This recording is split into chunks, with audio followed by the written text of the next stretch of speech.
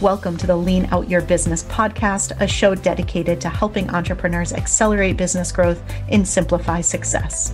I'm your host, Krista Grasso, and I've been working with businesses for more than 2 decades to help them lean out and optimize what's working while eliminating anything that's not adding value. So if you are ready to get more time back in your day, more profit in your business, and to do business differently, growing and scaling on your terms, let's dive into today's episode. Hello, and welcome to another episode of the Lean Out Your Business podcast. Today, we are going to be talking about building out your company playbook, but not just any playbook, a playbook that actually helps you to scale your business, that helps you to keep things lean, that helps you to set your team up for success, and most importantly, a playbook that your team will actually use instead of one that collects digital dust and never gets looked at after it's created. It's interesting to me how sometimes certain words or certain things end up becoming a buzz. I've shared before that in the past, businesses always talked about growing, but scale wasn't talked about as often unless you were in the really large business space. That's changed. Today, all everyone seems to talk about is scale. Of course, growth is always important, but scale seems to be a really big buzzword. One of those other buzzwords that I've been hearing over and over again lately is playbook.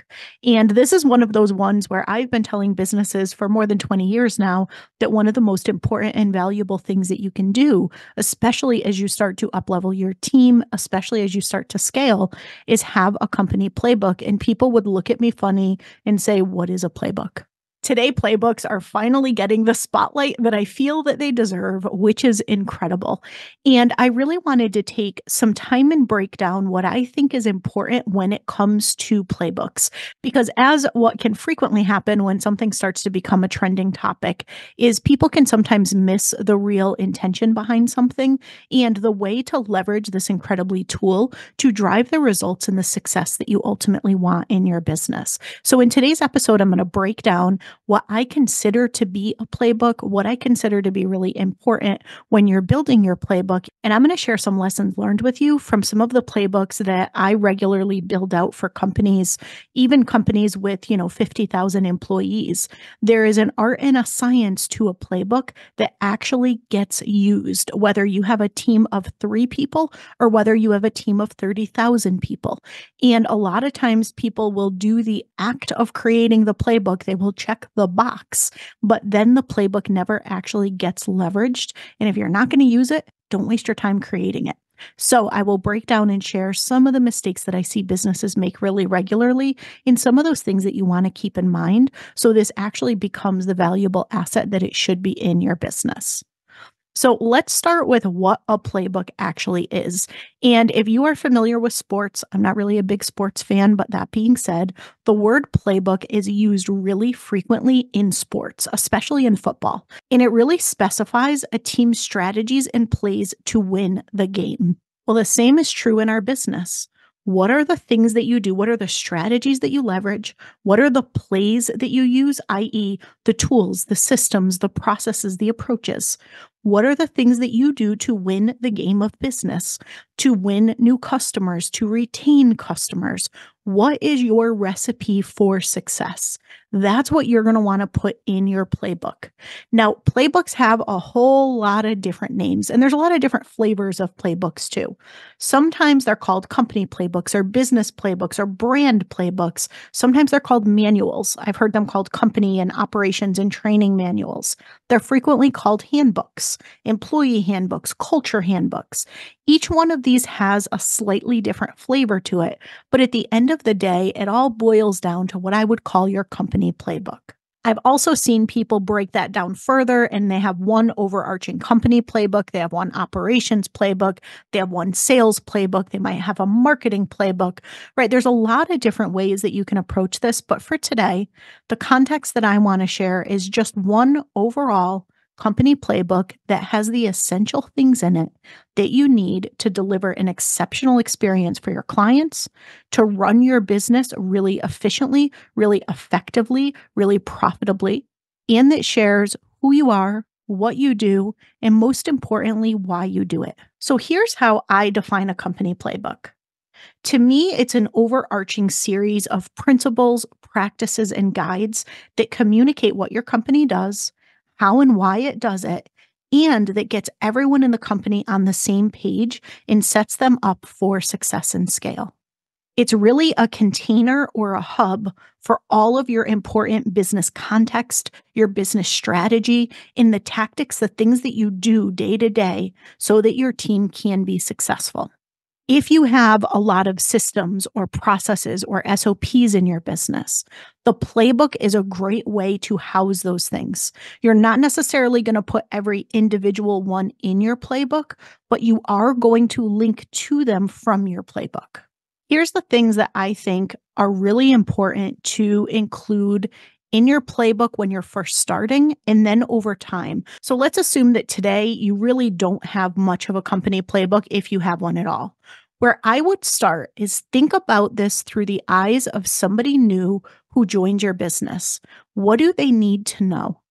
For them, it would be really valuable to understand the company, to have an overview of the company, to understand a history. When did you launch? Did you have a business before this? Right? I just recently shared that Lean Out Method, before it was called Lean Out Method, was called Fashionably Lean. Before it was called Fashionably Lean, it was called From Passion to Profit.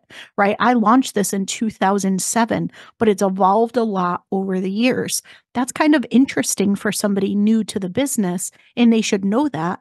But most importantly, if you go in and try to access any of my documents, any of my templates, even some of the email addresses that we have for the business, without that context, they would have no idea why this random thing is called From Passion to Profit or why this other thing is called Fashionably Lean. The new team member wouldn't understand these things without that context. So what is that history that they would want to know about your business that helps them understand things? And also that helps them represent your brand based on the role that they have in your business. You certainly want to make sure that your playbook includes your vision. So your longer term vision as well as your more near term vision. I typically look at vision on two horizons. I've got my long term in the future vision, and then I have my vision for this year. And so in the playbook, you can see where I want to take the business, but you can also see what success looks like for the year that we're currently in. Super helpful for somebody who onboards, because at the end of the day, you want to make sure that everyone on your team is aligned around the vision and the goals that you have. So if you have those in the playbook, and if they are used to going to and leveraging your playbook, that really helps keep everybody on the same page and fully aligned with where things are going. It also makes it a whole lot easier for them to make decisions and to work independently and be resourceful without constantly having to ask you questions and everything being dependent on you. If you have a vision statement, a mission, brand values, team-based values, sometimes your brand values and your team-based values are the same, sometimes they're different. Whatever you have defined for values, really important to include that. I have different values for my team than I do for the overall business. So you find both of those in the playbook. And I think that's really important, especially as a new member of the team. You've probably gone out to the website. You've seen the values of the business. Hopefully, you've already talked about the values of the team before making the hiring decision, but it can be really good to reinforce, okay, as a team member, this is what's valued here. Here's the values that I need to live up to, I need to emulate. You want information about your offer suite. What do you sell? What do you sell? Who do you sell it to? How do you sell it? So you want that one-stop shop where somebody could come in and understand everything they need to know about your business, including who your client is and what that customer journey looks like. What's your core offer that you tried to funnel everyone into as a starting point? Once they've gone through that offer, what's next? How do you ascend people, or what other options do you make available for people? However you have your offer suite structured, that's really important for somebody who's onboarding into your business to be able to understand. You certainly want to highlight your company culture. You want to put any policies in there. Like I have our pay schedule in there, our holiday schedule in there, how you request time off, how you submit for reimbursement for expenses. Things of that nature should all be in your company playbook. having a summary of your core business systems and tools that you use, having a summary of your organizational structure and roles. To me, both of these combine into an operating model. And so I include our operating model in the playbook. It is the one-page view of who does what and what tools we leverage to do what. This is not a traditional org chart. It's not about reporting structure. It's about function. So if we look at, for example, our marketing functions, which tools do we use for marketing and which people wear which hats related to marketing? Super valuable for somebody new to figure out, where do I go if I have questions? How do decisions get made and how do things flow in the business? And if they're stepping into a role and picking up a role, they can really quickly see on one page what they need to do and what tools and systems they're going to be leveraging to do their job. And then certainly any training materials, any processes, any SOPs. Some businesses will put all of this embedded within their playbook. Others will treat their playbook as more of a hub model. I really like the idea of a hub model where, let's say you bring on a social media manager. Well, there should be a one-pager in your playbook that is for the social media manager. It's an overview of the role. It's an overview of what success looks like in the role. And it is a list, a link to all of the relevant SOPs, processes, tools, and info that they need to do their job. It is not in and of itself a whole 20-page section in the playbook specific to that role, but it does link them to all of those things that they need to know in order to do their job well, and access the people, the tools, the technology in order to deliver great results. Developing your operating model can be more of an advanced strategy. So if you already have it, really great to infuse that into your playbook. If you don't, that should be one of those things that goes in your backlog of something to be creating. It really does just simplify things, make things very transparent and very clear for someone new. It also makes it really easy for you to identify where you have gaps and duplicates in your business when it comes to people doing certain functions, certain roles, certain responsibilities, and tools doing those things as well. So some more advanced things that you really want to include in your playbook over time, make sure that you're sharing what your goals and your objectives are. So breaking down that vision and having your playbook be more of a living, breathing, dynamic document, something that people go to on a regular basis. Now, this does not mean that you necessarily have to copy and paste and put in your goals and objectives in the playbook, but I would absolutely be linking to them in whatever project management tool or whatever tool you're using to track them and monitor your results and measure your KPIs. I would have your business model in your playbook, your roles and responsibilities, your strategic systems, your workflows. So how you do things and how the different pieces of your business interact and deliver value. And then, as I shared, your SOPs, your processes, so more of that detailed how-to step-by-step that can either be fully integrated into the playbook or linked to from the playbook.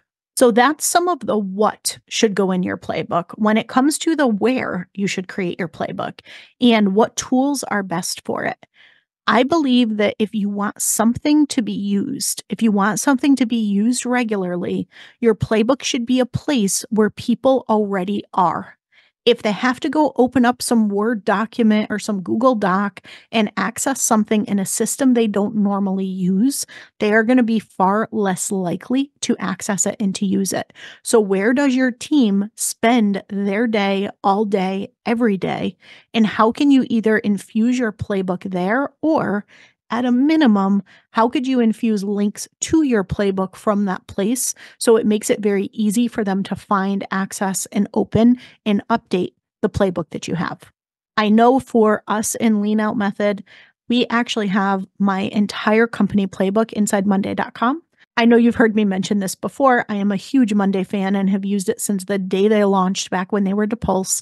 And initially, I had my playbook separately, but I migrated it over to Monday because my team and I live in Monday all day, every day.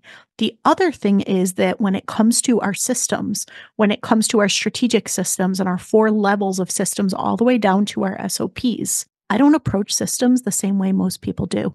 To me, a giant checklist or a big, long, complicated document is not all that helpful. But what is super helpful is a board with activities that you can go through that make it super crystal clear what needs to happen and that people can take action on and interact and collaborate on. So we build a lot of things out in Monday. We don't do a traditional SOP for a lot of things. We tend to infuse it into our boards. One of the things I do with Simplify to Scale is I give people access to my playbook. If you want to know exactly how I run my business and everything I do and all of my processes and all of my steps and all of my procedure, you get it all. We give you the full end-to-end Simplify to Scale playbook. A lot of times what businesses will do is they will invest in someone else's playbook. And this has value in a few different ways. Now, sometimes if it's a business that's structured similarly to yours, there's going to be a lot of elements that you're going to be able to use and infuse into your business with minor modifications, right? The way that they approach something, the way that they do something, the systems, the processes, even the boards that get built out depending on the tool that you're using, those might all work really well for your business and the way that your team already works, which saves a tremendous amount of time. Sometimes what another business does has very little relevance for you. Most of the way that they approach things is not going to align with how your team works or the specific tools that your team uses. But what can be helpful with that is seeing how they structure things, seeing how they approach things, opening up new ideas of how you and your team might be able to do something in a more simple way or a more streamlined way that maybe you didn't think of. So I do think there is value in leveraging someone else's playbook. That's why I give people access to it in Simplify to Scale. It's a bonus, right? And I do that really intentionally because I know most people do leverage a lot of what's in that playbook, but other people just simply appreciate seeing the playbook and seeing the detail that's in it and seeing the way that it's structured, the way we do naming conventions, the way that we approach things, because it helps them to create theirs and to up-level what they already have in a way that's more usable and more maintainable by their teams. So if you don't already have a playbook, you might want to invest in one, or nothing else, go search and look for examples of some to inspire you.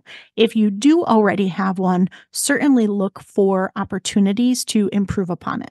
Now, after having created playbooks or leading the creation of playbooks, as I shared in so many different businesses, from huge Fortune 50 clients where 50,000 people, 30,000 people are using the playbooks I've created, down to small businesses where it's a team of 3 to 5 people that are using the playbooks that, I've helped somebody to create. There are definitely common mistakes that I've seen and common lessons learned that I want to share here. The first I already hinted at, and that is make sure that the playbook is somewhere that is easy to access or people will not use it. It does not matter how useful it is. It does not matter how amazing it is. If it's not somewhere that is easy to access, it will not be used. If you have an intranet as a company, like most major corporations do, that is a good potential place for it. If you have a tool like Monday that you use all the time, that is a good place for it. If your team uses Google Drive constantly, maybe that is a place for your business. I don't love that as a solution, but I do know a lot of businesses that are like, that's just what we use. It's what we do. So it's where I'm putting it. And if that's what you have, it is better than not having it. You're putting it where people already go today. So the first thing is accessibility. The second thing is expectation. One of my values that I have for my team is resourcefulness. I want people to figure things out on their own. I want people to take ownership of things without constantly coming to me and asking me questions and asking for my help with something when they could find answers on their own. Well, if I always give everybody the answer, they are going to always ask me the question. So instead I say, I don't know, is that in the playbook? Have you checked the playbook? That should be in the playbook.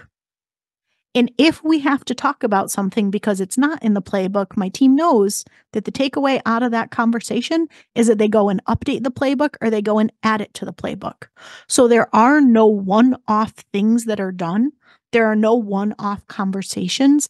Everything centers around the playbook. It either is in the playbook already and they could find the answer on their own, Or maybe we've changed something, we've reimagined something. In small business, we change things all the time.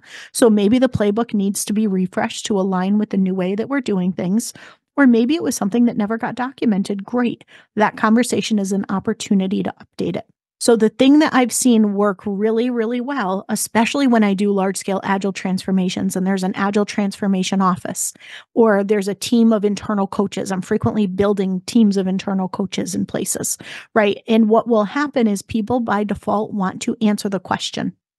But instead of answering the question, you want to point people to your playbook.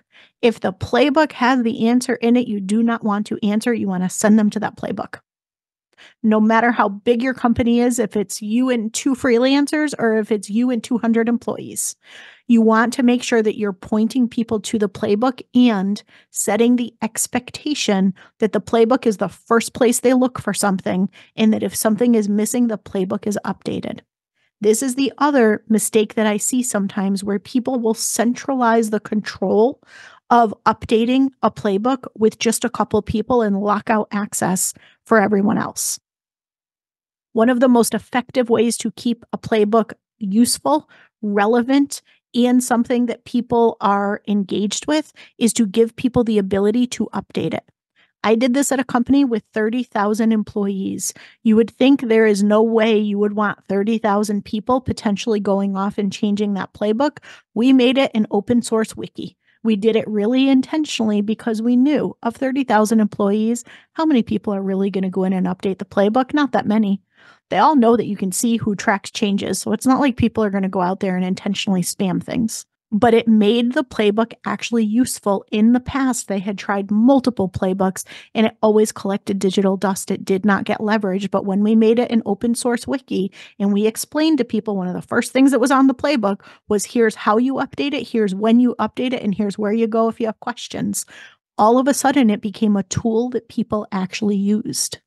So make it so your team can update the playbook and set the expectation that they look to the playbook, they add to the playbook, they refine the playbook. Speaking of update, one of the very quickest ways to ensure that nobody uses the playbook that you have is for that playbook to become out of date. Approach your playbook with intention. The things that are in there are important, that are valuable, and make sure that there is an owner. Although you may encourage and welcome people to update things, every single section should have some kind of ownership. You own the vision. Does not mean that you need to go and put the vision in the playbook. Your right-hand person can be the one who takes the vision, the goals, the updates that you make to your brand, your offer suite, and go and put them in the playbook. Someone can do that, but if nobody owns it, it's going to be out of date. When you get into your processes, your SOPs, some of your systems, your tools, your operating model, some of those things that we've talked about, right? Who owns each individual one? Who's responsible for maintaining that? On what cadence do they need to maintain it? Do you expect people to update things every month, every 6 months, every year? What's the cadence that works for your business? One thing that I recommend there is have a cadence. I usually like a quarterly cadence, sometimes a 6-month cadence, depending on what it is. But that is paired with just-in-time updates. So I always tell everybody, if you ever notice a gap, if you ever notice something missing, if there's ever anything that changes, it needs to be updated in real time.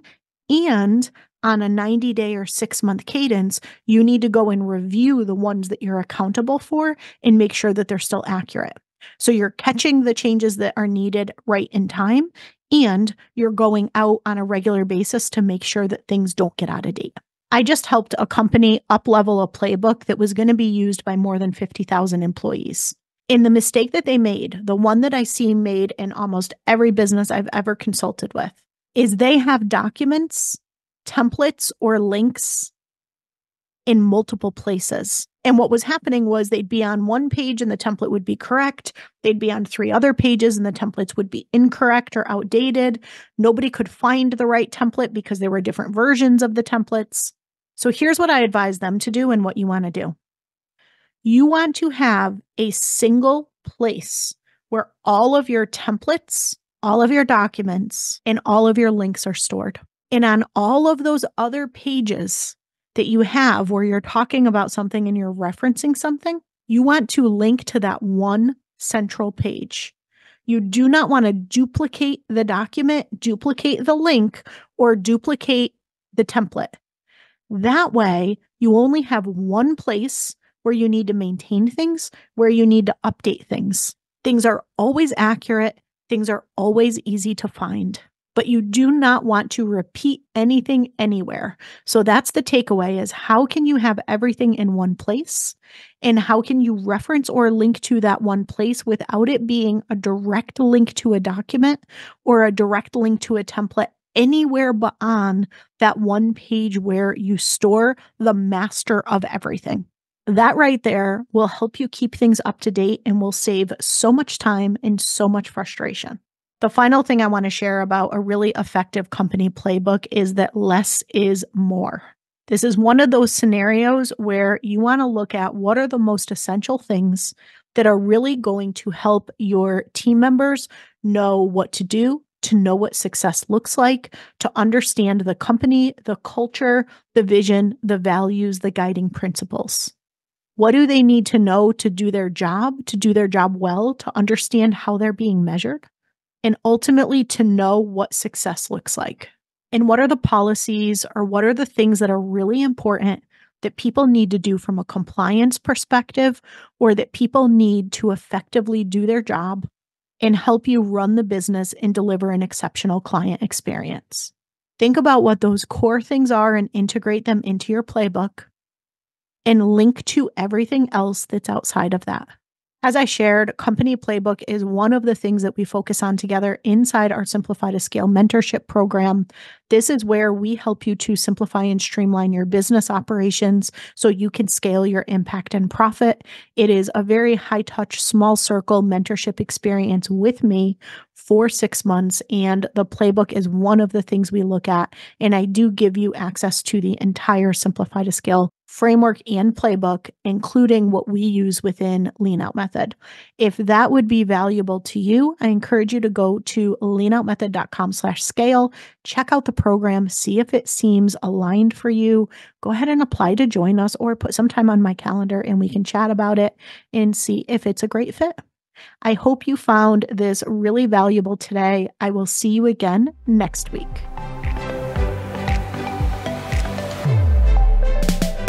Thanks so much for tuning in to this week's episode. If you have not yet taken our scalability assessment, I invite you to head to leanoutmethod.com/assessment and take our interactive assessment that's going to help you look at how simple, how sustainable, and how scalable your business currently is. It includes personalized recommendations of where to focus next to get your time back, to increase your impact, increase your profits, and ultimately step into your rich, fulfilled life. And finally, we'd love to see you inside our signature program, Simplify to Scale. You can head to leanoutmethod.com/ops to find all of the details on how we can help you uplevel your operations and get out of the day-to-day of your business.